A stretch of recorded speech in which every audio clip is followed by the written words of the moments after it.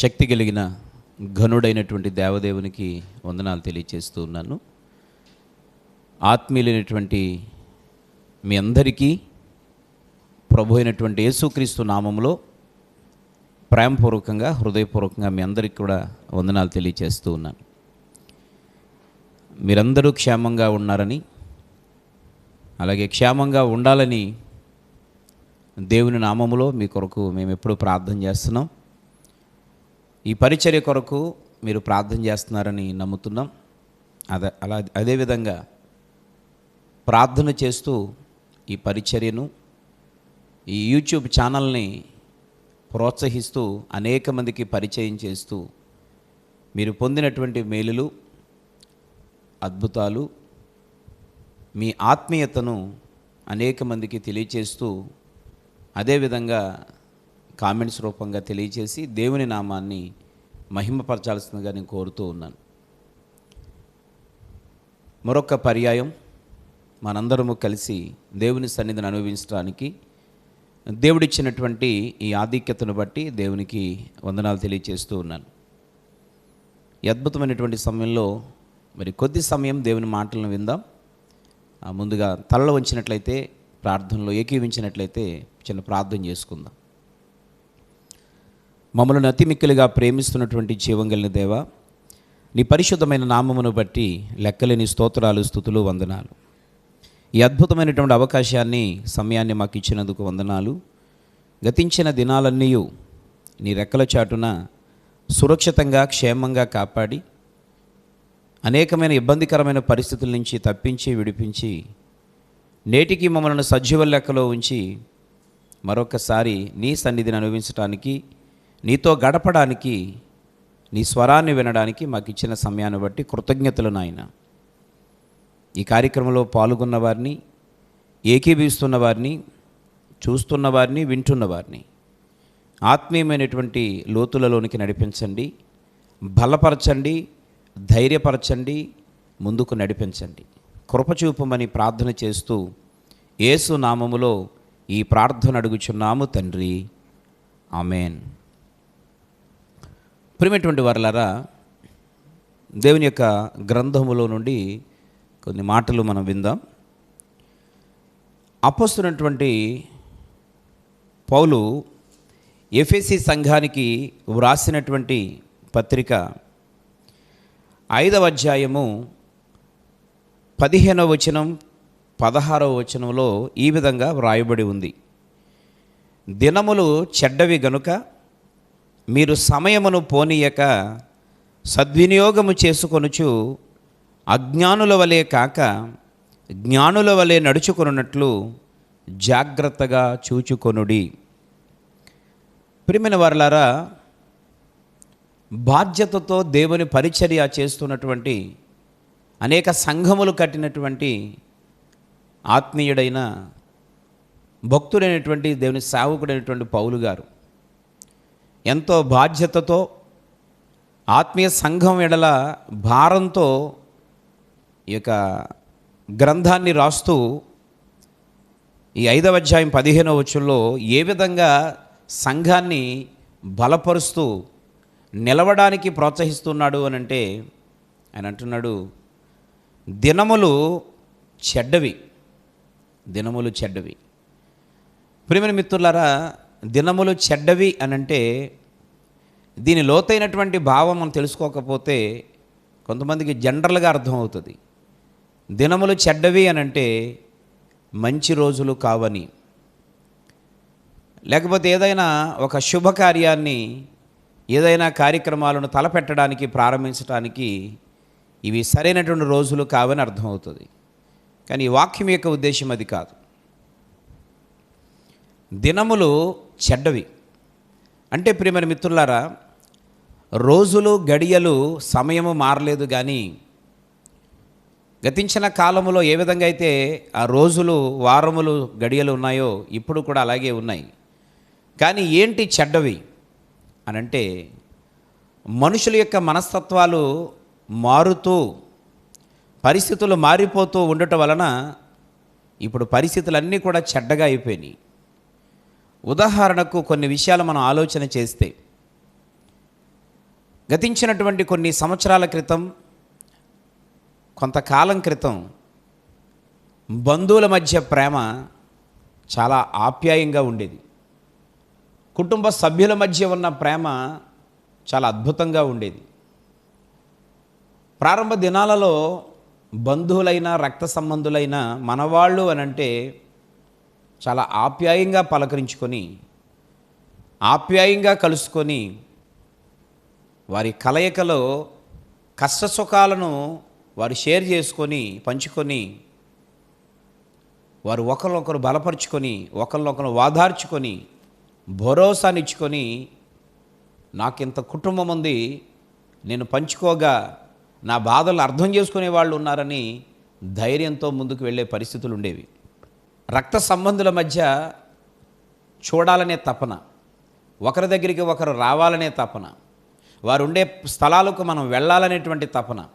అంత మాత్రమే కాకుండా ఏ కార్యక్రమం జరిగినా చాలా రోజులు ముందు వెళ్ళి, కార్యక్రమం తర్వాత కూడా చాలా రోజులు ఉండి, అన్ని విధాలుగా వారికి బాధ్యతను కనపరిచి, భరోసానిచ్చి, ధైర్యాన్ని కలగచేసి తిరిగి వచ్చే పరిస్థితులు.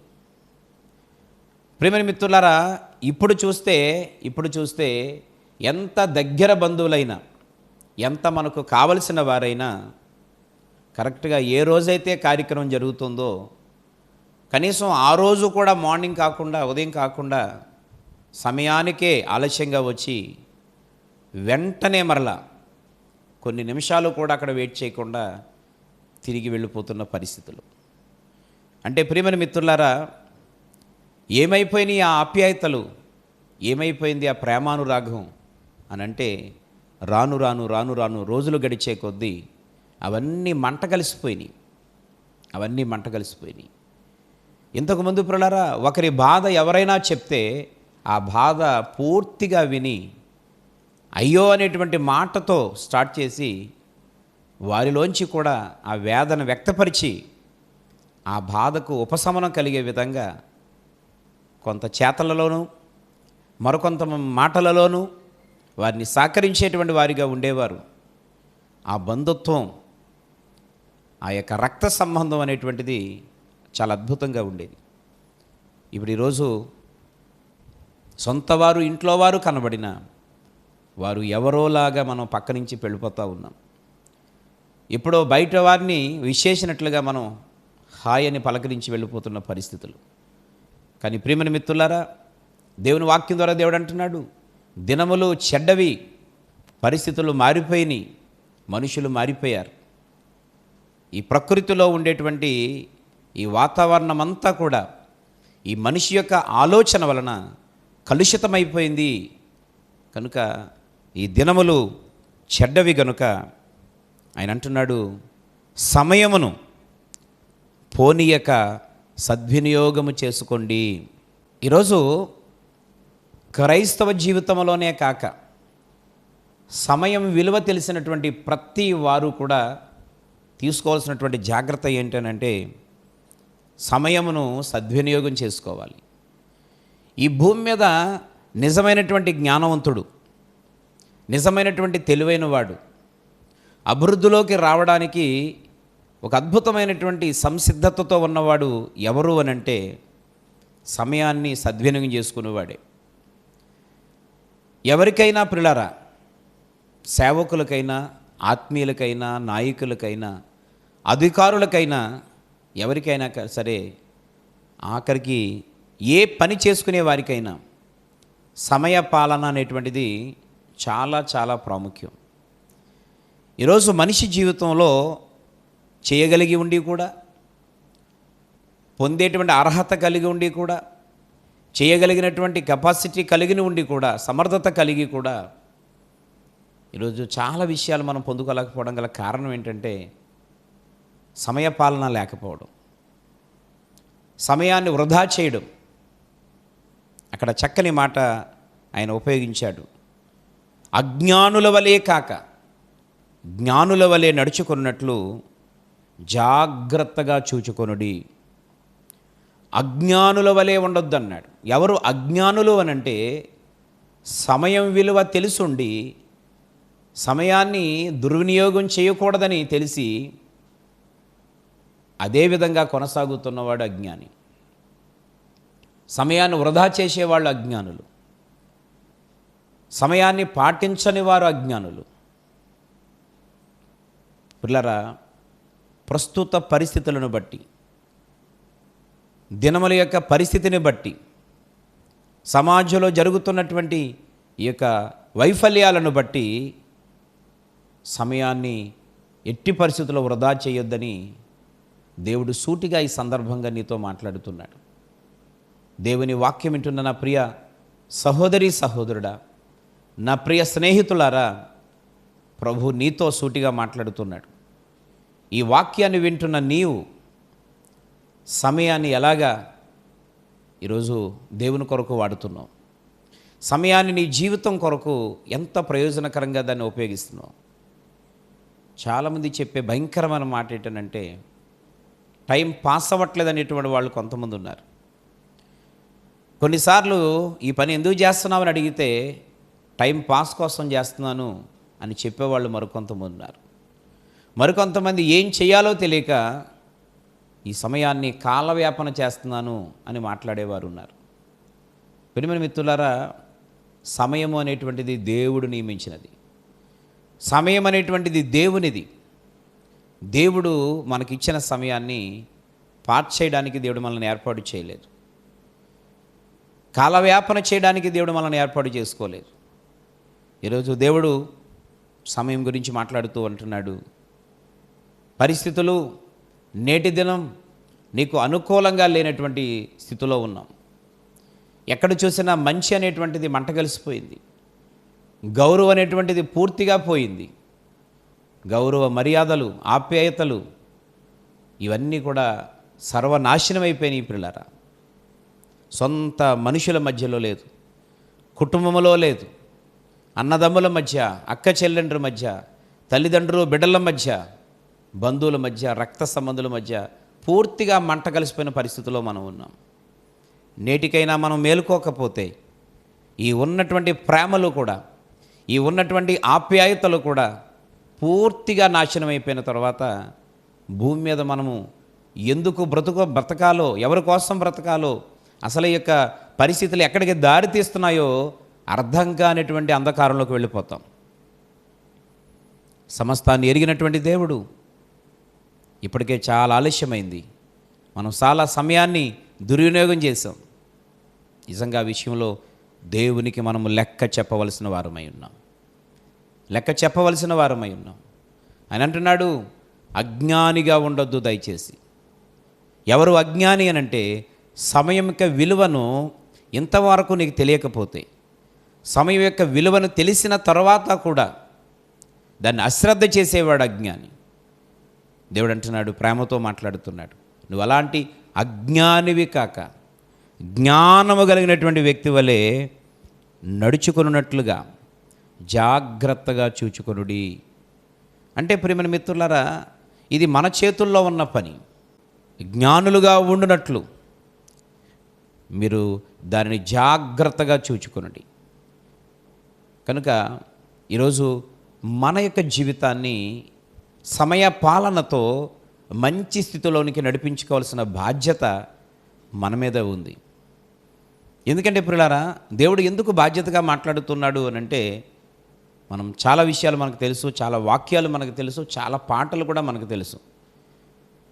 ఈ ధరలో ఉన్నటువంటి ప్రేమలన్నీ కూడా స్థిరము కావు, ఇవన్నీ కూడా చల్లారిపోతాయి. కానీ ప్రభు అయినటువంటి క్రీస్తు యేసు యొక్క ప్రేమ అది కడవరకు జీవితాంతము మనతో ఉంటుంది. వర్తమాన భూత భవిష్యత్ కాలాల్లో ఒకే రీతిగా ఉండే ప్రేమ ఒక్క యేసయ్య ప్రేమ మాత్రమే. ఎందుకంటే ప్రియులారా, ఈ భూమి మీద ఉన్నటువంటి ప్రేమలు, ఆప్యాయతలు ఇవన్నీ ఎందుకు తగ్గిపోతాయి అని దేవుడు స్పష్టంగా చెప్తా ఉన్నాడు అని అంటే, ఎందుకు దినములు ఇప్పుడు చెడ్డగా మారిపోయినాయి, పరిస్థితులు ఎందుకు ఇలా అయిపోయినాయి, లేదా మనుషులు ఎందుకు ఇలా మారిపోయారు, అంత ఆప్యాయంగా ఉండేటువంటి వారు ఈరోజు ఎందుకు అలా నిర్వీణం అయిపోయారు, ఏంటి ఆ పరిస్థితిని ఆలోచన చేస్తే దేవుని వాక్యం చెప్తుంది, మన యొద్ద నుండి ప్రతిఫలాన్ని ఆశించి ప్రేమిస్తే, మన దగ్గర ఉన్నటువంటి పరిస్థితులను బట్టి మనం ఒకవేళ ఆప్యాయంగా పలకరించబడి ఉంటే, చేరదీయబడి ఉంటే, ప్రేమించబడి ఉంటే అవన్నీ ఒక దినాన తగ్గిపోతాయి, అవన్నీ ఒక దినాన చల్లారిపోతాయి. మన యొద్ద నుంచి అవి పూర్తి కొన్నిసార్లు తీసివేయబడతాయి. కాబట్టి మనలో ఏదైనా చూసి ప్రేమించబడితే దాన్ని బట్టి మనం ప్రేమించబడ్డాం కనుక అది మన యొద్ద నుంచి పోతే ఆటోమేటిక్గా ప్రేమ తగ్గిపోద్ది, ఆ ఆప్యాయతలు తగ్గిపోతాయి. ధనాన్ని బట్టి ప్రేమించబడితే ధనం కూడా ఒకసారి పోవచ్చు. ఈరోజు బలాన్ని బట్టి ప్రేమించే బలం తగ్గిపోద్ది. అందము యవనాన్ని బట్టి ప్రేమించబడితే ఆ రెండూ కూడా నీ వయసు పెరిగే కొద్దీ, నీ ఆరోగ్య పరిస్థితి మార్పులు చెందే కొద్దీ అవి కూడా నీకు తగ్గిపోతాయి. నీ వెనక ఉన్న బంధు బలాన్ని, బ్యాక్గ్రౌండ్ని చూసి ఒకవేళ నువ్వు ప్రేమించబడి ఆప్యాయంగా పలకరించబడుతూ ఉంటే ఒక దినాల వాళ్ళందరూ కూడా దూరం అయిపోవచ్చు, నీలో అవన్నీ తగ్గిపోవచ్చు. కనుక ఈ విధమైన వాటిని చూసి నువ్వు ప్రేమించబడి పలకరించబడితే ఇవన్నీ తగ్గిపోయినప్పుడు, వాటిని బట్టి ప్రేమించబడినావు కాబట్టి అవన్నీ తగ్గిపోయినప్పుడు ఆటోమేటిక్గా ద్వేషించబడతావు. కానీ ప్రభు అయిన యేసుక్రీస్తు ప్రభువారు నీ దగ్గర ఏమీ లేనప్పుడు, ఇవ్వలేని పరిస్థితిలో నువ్వు ఉన్నప్పుడు, ఏ అర్హత నీలో కనబడనప్పుడు అప్పుడు ఆయన నిన్ను ప్రేమించాడు. ఏమీ లేనప్పుడే ప్రేమించిన ప్రేమ నీ వద్ద నుంచి ఏమీ ఆశించదు. కనుక నీ పరిస్థితులు అధికంగా మంచిగా ఉన్నా, నీ పరిస్థితులు బాగోకపోయినా యేసయ్య ప్రేమ ఎప్పుడు నీకు తోడుగా ఉంటుంది. ఆ ప్రేమ ఎప్పటికీ నీతో ఉంటుంది. కనుక ప్రస్తుత పరిస్థితులు చెడ్డవి కనుక దయచేసి దేవుడు కోరుతూ మాట్లాడుతున్నాడు, సమయాన్ని దయచేసి ఇప్పటి వరకు తెలుసో తెలియకో నీవు కాలవ్యాపన చేసి ఈరోజు పోగొట్టుకుని ఉంటే ఇప్పటికైనా సమయపాలన పాటించడానికి ప్రయత్నం చేయడమే కాదు పిల్లరా, 100కి 100% నువ్వు దాన్ని నిజంగా చేయగలిగితే నీ జీవితంలో ఒక అద్భుతమైనటువంటి ఆ మార్పును, ఎదుగుదలను, ఆత్మీయతను చూస్తావు. ఈ భూమి మీద ఒకవేళ కొన్ని పరిస్థితులను బట్టి నువ్వు అనుకున్నంత ఉన్నత స్థితిలోకి వెళ్ళలేకపోయినా సమయపాలన పాటించే ప్రతి ఒక్కరూ కూడా నిత్య జీవములో ఒక అద్భుతమైనటువంటి చోటును సంపాదించుకుంటారు. భౌతికంగాను దీవించబడతారు, భౌతికంగాను ఆశీర్వదించబడతారు. వారు పరలోక రాజ్యములో కూడా ఒక ఆధిక్యతను సంపాదించుకుంటారు. అందుకే పిల్లరా, సమయపాలన పాటించనిటువంటి వారు ఎవరైనా, వాళ్ళు దైవజనులైనా, దైవజనరాండ్రైనా, విశ్వాసులైనా, ఎవరైనప్పటికీ వారి జీవితంలో జాగ్రత్తగా పరిశీలన చేసుకుంటే, ఈ వాక్యం వింటున్న నీవు ఒకసారి ఆలోచన చేస్తే, నిజంగా నీలో సమయపాలన లేకుండా నిర్లక్ష్య వైఖరిని కలిగి వెళదాములే, చేద్దాములే, లెగుద్దాములే అనేటువంటి భావన నీలో ఉంటే, అలాంటి వారు మీకు మీరే చెక్ చేసుకోవచ్చు. దేవుడు మాట్లాడుతున్నాడు, అందుకనే నీ జీవితంలో ఆశిస్తావు కానీ దేన్ని పొందుకోలేవు. ఏవేవో చేద్దామని ఊహాగానాలలో ఉండిపోతావు కానీ ఏది నీ జీవితంలో అది అనుభవపూర్వకంగా నువ్వు ఎప్పుడూ పొందలేవు. వారిని చూసి, వీరిని చూసి బాధపడి ఏడవడం, స్వార్థపడడం తప్ప నీ జీవితంలో అలాంటి స్థితిని ఎప్పటికీ పొందుకోలేవు. కొన్నిసార్లు కారణాన్ని తెలుసుకోకుండా, ఎందుకు నా పరిస్థితి ఎలాగుంటుందో అని ఆలోచించి సరి చేసుకోకుండా ఆ కలిగినటువంటి ఆ దీనస్థితిని బట్టి తనకు అనుకూలంగా ఏవేవో మాట్లాడుకొని, నాకు ఎలాగ ఉండడం ఇష్టం, నేను ఇలాగే ఉండాలనుకుంటున్నాను అనే విధంగా దాన్ని అనుకూలంగా మార్చుకునే మాటలతో పోల్చి ఏవేవో చెప్పి జీవితాన్ని గడుపుతూ ఉంటారు. ఈరోజు ప్రేమని మిత్రులారా, ఆ వైఖరి కరెక్ట్ కాదు కనుక నువ్వు ఆశీర్వాదకరంగా ఉండలేకపోతున్నావు. కనుక ఏం జరిగితే దాన్ని బట్టి నువ్వు అడ్జస్ట్ అయిపోవడం కాదు. జీవంగల దేవుని బిడ్డనైన నేను ఒక ఉన్నత స్థితిలో ఉండాలి కదా, దీవెనకరంగా ఉండాలి, ఆశీర్వాదకరంగా ఉండాలా. కానీ ఎందుకు ఇలా ఉండలేకపోతున్నాను, కనుక నాలో ఎక్కడ లోపం ఉంది అని పరిశీలన చేసుకునే ఆలోచన ప్రతి బిడ్డకు ఉండాలి. అలాగే ఎప్పటికప్పుడు పరీక్ష చేసుకొని, చెక్ చేసుకొని, లోపాన్ని వాక్యమనే అర్థం ద్వారా దేవుడు చూపించినప్పుడు వెంటనే దాన్ని సరి చేసుకునేవాడు దేవునికి ఇష్టమైనటువంటి వ్యక్తి. కనుక ఈ సందర్భంగా ఆయనకి ఇష్టడుగా ఉండి ఆశీర్వాదకరంగా ఉండాలని దేవుడు ఏమంటున్నాడంటే దినములు చెడ్డవి, కాబట్టి సమయాన్ని దయచేసి పోనివ్వద్దు.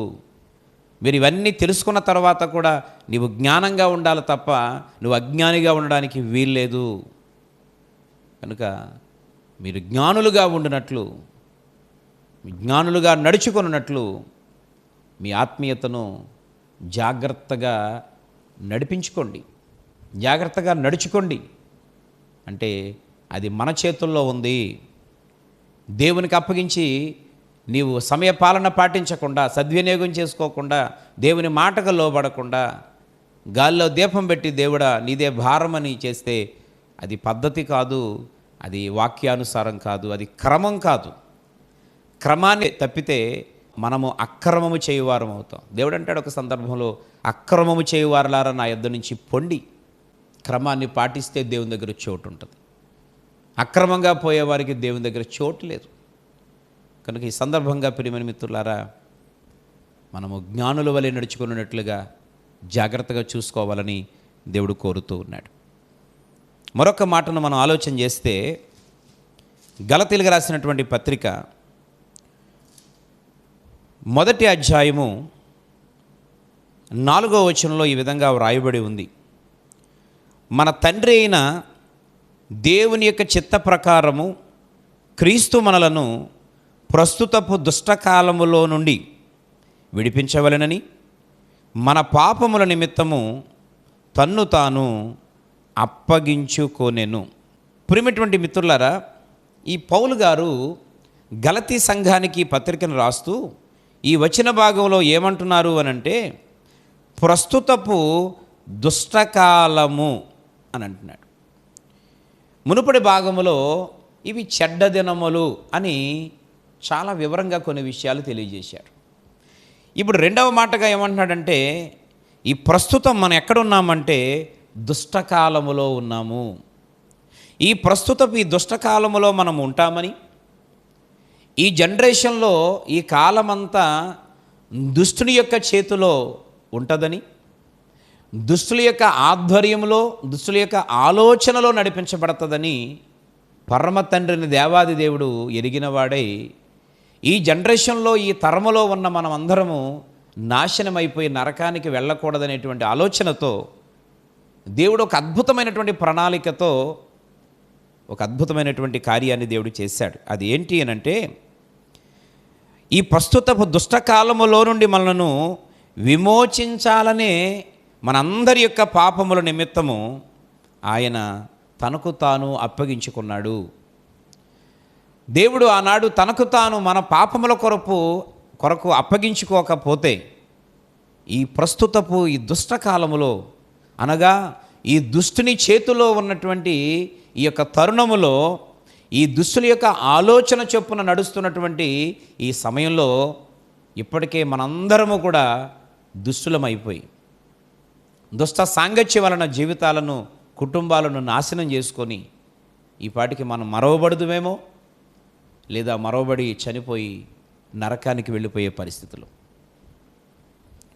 ప్రతి మానవుడి భూమి మీద ఆశించేది ఏంటంటే, ఏదో ఒక మంచి పని చేయాలి, పుణ్యం చేయాలి, మోక్షాన్ని సంపాదించుకోవాలి, లేదా బిడ్డలకు మంచి బంగారపు బాటలు వేయబడాలి మనం చేసినటువంటి ఈ యొక్క మంచి పని వలన. అందుకనే మనిషి యొక్క ఆలోచన ఈ యొక్క భయంకరమైనటువంటి ఈ వేడిగా ఉండే టైంలో అక్కడక్కడ మంచినీళ్ళు, మజ్జిగలు ఇలాంటి వాటిని కూడా ఏర్పాటు చేస్తారు. ప్రతిరోజు భారంతో కొంత సర్వీస్ చేస్తారు అక్కడ.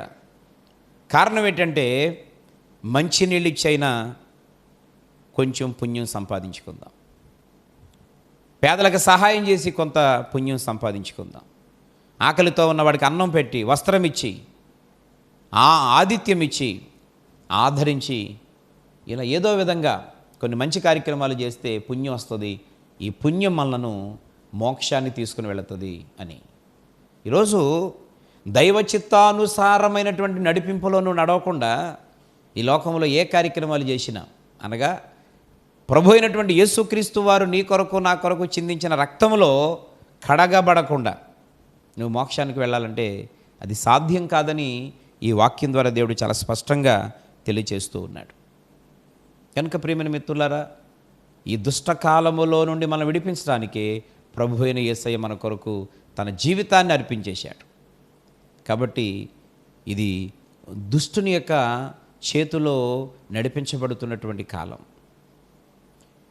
ప్రియమైన మిత్రులారా, మనం గమనిస్తూ ఉన్నాం, ఎక్కడ చూసినా మంచికి చోటు లేదు, యథార్థతకు అవకాశం లేదు, న్యాయంగా పోయేవాడికి రోజులు లేవనేటువంటి దుష్టకాలంలో ఉన్నాం మనం.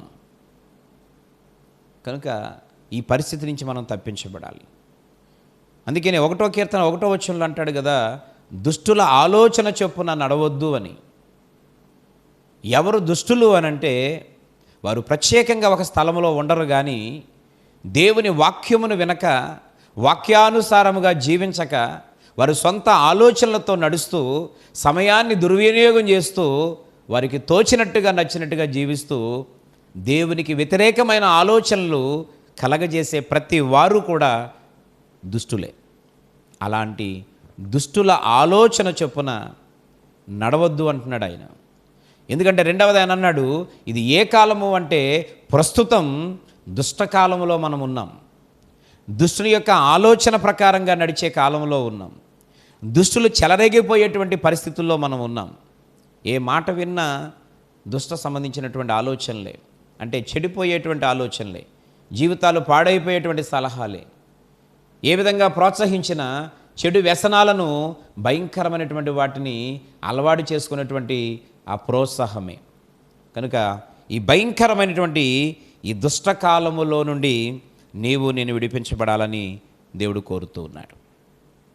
ఈ అద్భుతమైనటువంటి సమయంలో నా ప్రియమైనటువంటి దేవుని బిడ్డలారా, దేవుడు మన క్షేమాన్ని కోరుతున్నాడు, మన ఆశీర్వాదాన్ని కోరుతున్నాడు, మన ఎదుగుదలను కోరుతున్నాడు, మన అభివృద్ధిని కోరుతూ ఉన్నాడు.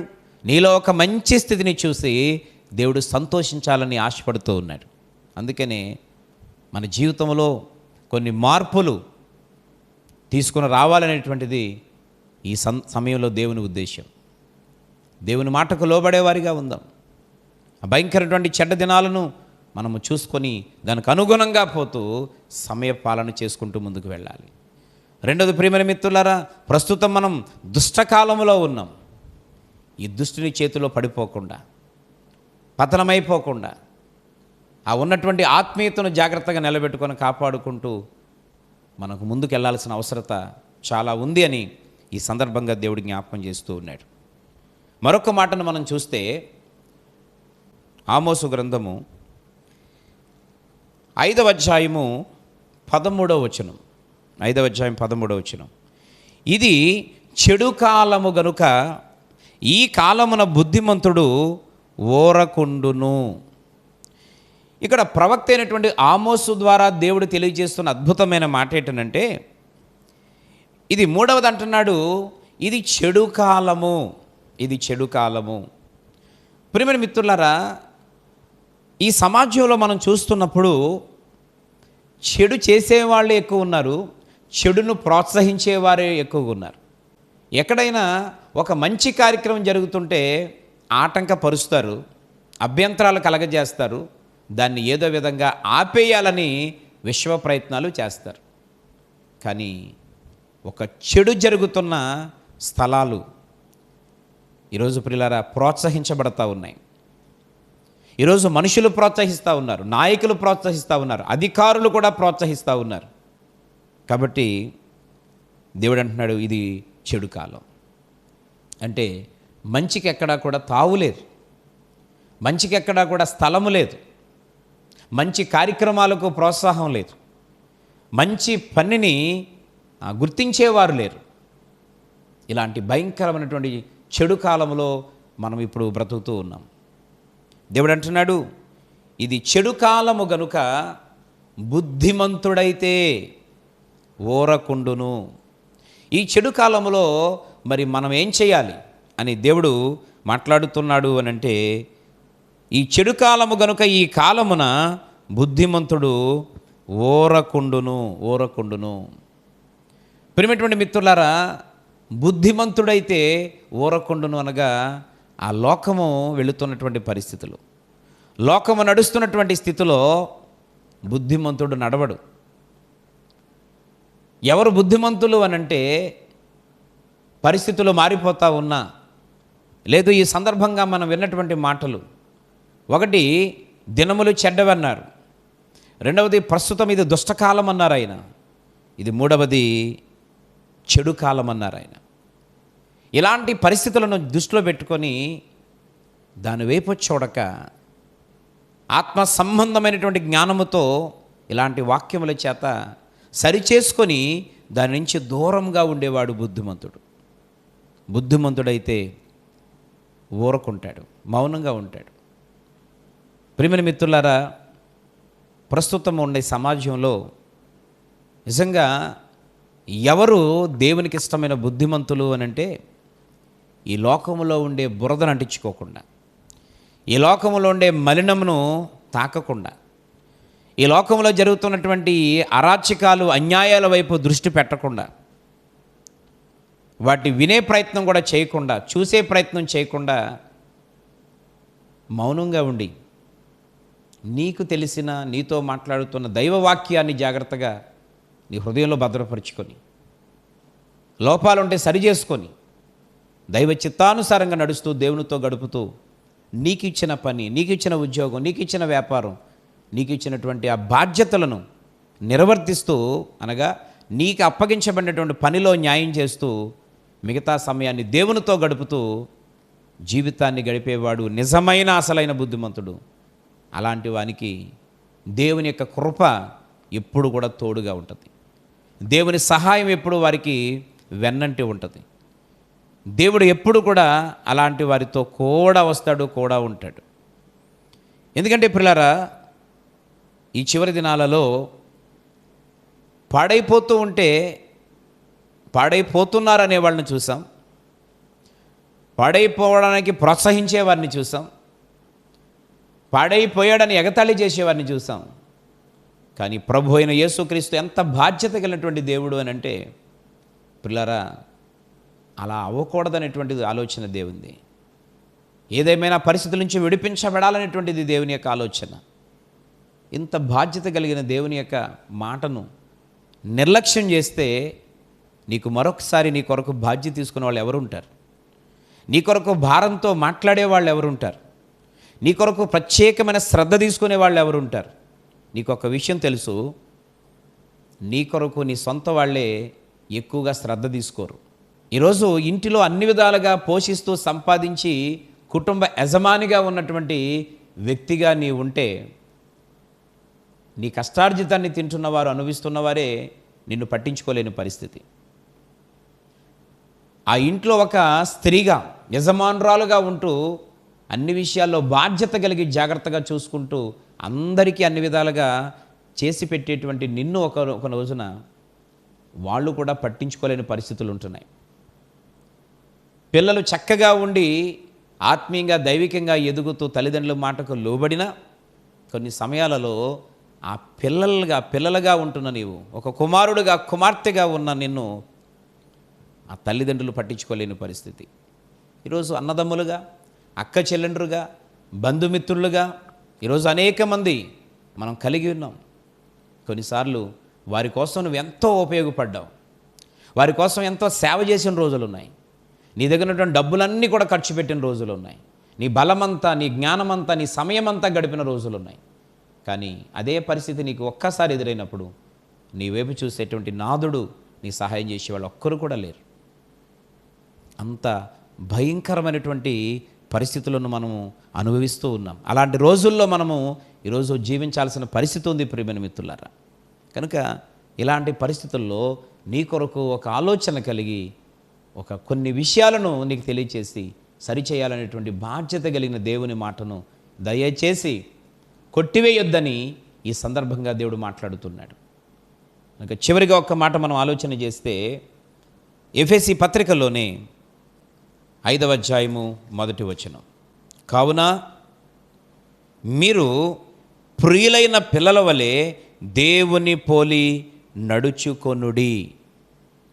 ఆయన ఈ ప్రస్తుత కాలంలో ఉన్నటువంటి పరిస్థితులు, ఇవి చెడ్డ దినాలని, ఇది దుష్టకాలమని, ఇది చెడు కాలమని అనేకమైనటువంటి వాక్యముతో కూడిన ఆధారాలతో చూపిస్తూ ఆయన చివరిగా ఈ వాక్యం వింటున్న మనందరితో దేవుడు ప్రేమగా మాట్లాడుతున్నాడు. మీరు ప్రియులైన పిల్లల వలె దేవుని పోలి నడుచుకొనుడి. పిల్లరా, ఆయన మనల్ని ఎలా సంబోధిస్తూ పిలుస్తున్నాడంటే, మీరు నాకు ప్రియులైన పిల్లలు, నేను ఇష్టపడే పిల్లలు, నాకు ఇష్టమైన బిడ్డలు అనగా ఈ వాక్యం వింటున్న నీవు దేవునికి ఇష్టమైన కొడుకువి, దేవునికి ఇష్టమైన కూతురువి. ఆయన పిలుస్తున్నాడు, నా కుమారుడా, నా కుమార్తె అని పిలుస్తూ ఆయన అంటున్నాడు, మీరు దేవుని పోలి నడుచుకోండి అనగా ఆయన అంటున్నాడు, నన్ను పోలి నడుచుకొనుడి. అపోస్తలుడైన పౌలు కూడా ఒక చక్కని మాట అంటాడు, నేను క్రీస్తును పోలి నడిచిన ప్రకారం మీరును కూడా ఆయన పోలి నడవండి.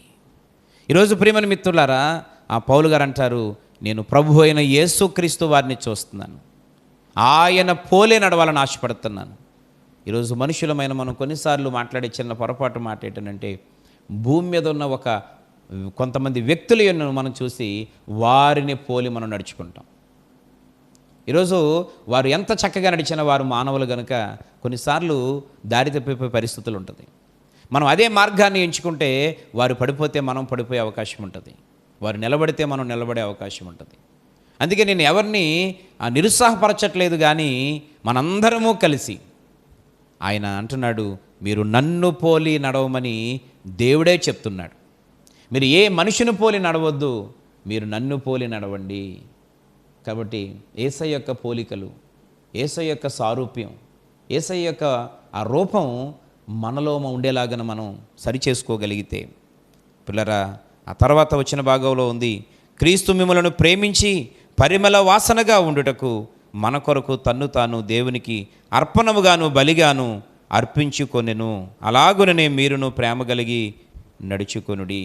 దేవుడు మనల్ని భూమి మీద బ్రతుకున్నంత కాలం, దేవుని యొక్క రాక పర్యంతం ప్రియమైన మిత్రులారా, పరిమళ వాసనగా ఉండుటకు తనకు తాను మన కొరకు అర్పించేసుకున్నాడు. అంటే మనము సువాసన కలిగినటువంటి, పరిమళ వాసన కలిగినటువంటి, అందచందం కలిగినటువంటి, ఆత్మీయ అందచందాలు కలిగినటువంటి జీవితాన్ని ఈ భూమి మీద ఉన్నంతకాలం జీవించాలనేటువంటిది దేవుని యొక్క ఉద్దేశం.